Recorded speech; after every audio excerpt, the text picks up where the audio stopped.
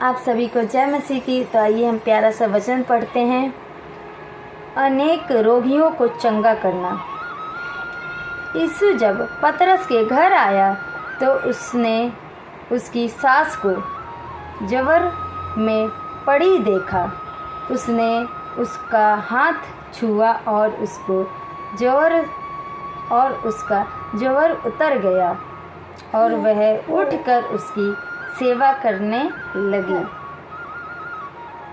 जब संध्या हुआ तब वह उसके पास बहुत से लोगों को लाई जिनमें दुष्ट आत्माएं थी, और उसने उन आत्माओं को अपने वचन से निकाल दिया। मेरे प्रिय भाई बहनों, मैं आपसे बताना चाहती हूँ क्या लिखा है इसमें। जिनमें दुष्ट आत्माएं थी, उसने उन आत्माओं को अपने वचन से निकाल दिया। तो मेरे प्रिय भाई बहनों, हम कभी भी किसी भी चीज़ के लिए दुआ करते हैं तो हमारे लिए ये वचन बहुत ही ज़रूरी है। अगर ये वचन हमारे पास नहीं है तो हम कुछ नहीं हैं। तो परमेश्वर ने अपने वचन के द्वारा दुष्ट आत्माओं को निकाला। आप ध्यान दीजिएगा। और सब बीमारियों को चंगा किया। आमीन। मेरे प्रिय भाई बहनों, वचन भी हमें बताता है कि प्रभु यीशु मसीह वचन के द्वारा सारे शैतानों को, दुष्ट आत्माओं को निकाल दिया। ये उस ज़माने की बात नहीं है, ठीक है। ये इस ज़माने में भी हो सकती है अगर हमारे पास ये है तो। अगर हमारे पास ये है, हम इसको पढ़ते हैं, समझते हैं, सुनते हैं, इस पे चलते हैं, तो ये कोई बड़ी बात नहीं है मेरे प्रिय भाई बहनों। परमेश्वर हमारे साथ है।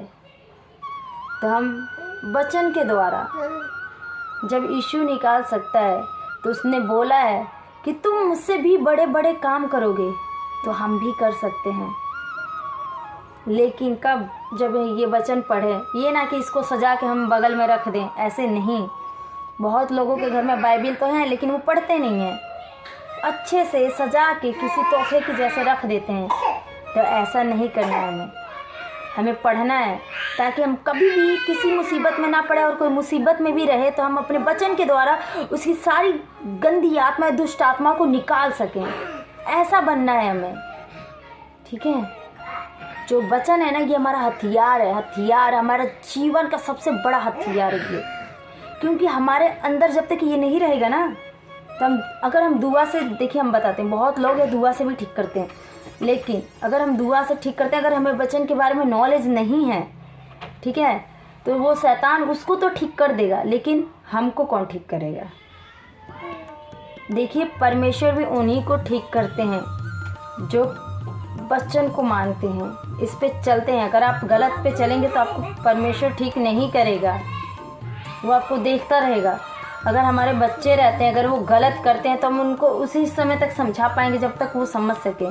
अगर नहीं समझ पाएंगे तो हम क्या कर सकते हैं? छोड़ देते हैं ना हम। उसी प्रकार अगर हम जानबूझ के गलती करेंगे, हमारे बच्चे भी जानबूझ के गलती करते हैं तो हम छोड़ देते हैं। लेकिन हम जानबूझ के गलती करेंगे, ये वचन नहीं पढ़ेंगे और वैसे ही रखे रहेंगे, तो हम दूसरे की क्या, खुद की सेफ्टी नहीं कर पाएंगे। तो हमें ये वचन को पढ़ना है ताकि हम दूसरे के साथ साथ अपने आप को भी बचा के रखें, ठीक है। मैं आपसे एक बार फिर से कहूँगी, बहुत सारे विश्वासी भाई बहन हैं, बाइबिल तो ले ली हैं, सिर्फ संडे को ही चर्च जाते हैं, संडे को ही बाइबिल उठाते हैं, संडे को ही पढ़ते हैं, फिर अगले संडे को ही पढ़ेंगे। क्यों? खाना तो हम डेली खाते हैं ना, पानी तो हम हर रोज़ पीते हैं, बरस तो हम हर रोज़ करते हैं, जो हमारी ज़रूरतें वाली चीज़ है वो हम हर रोज़ करते हैं। लेकिन वचन क्यों नहीं पढ़ते हैं? हम हर रोज़ क्यों नहीं पढ़ते हैं? पढ़ना चाहिए हमें, क्योंकि ये हमारी ज़िंदगी है। परमेश्वर ने वचन के द्वारा शैतान को निकाल दिया, तो हम भी निकाल सकते हैं। हम कोई छोटे मोटे आदमी नहीं हैं, हम खिलौने नहीं हैं, हम परमेश्वर के बच्चे हैं, यानी कि हमारा बच्चा हमसे अच्छा बनता है तो हम परमेश्वर से अच्छे बन सकते हैं। लेकिन कब? जब हम उनकी आज्ञाओं पे चलेंगे तब।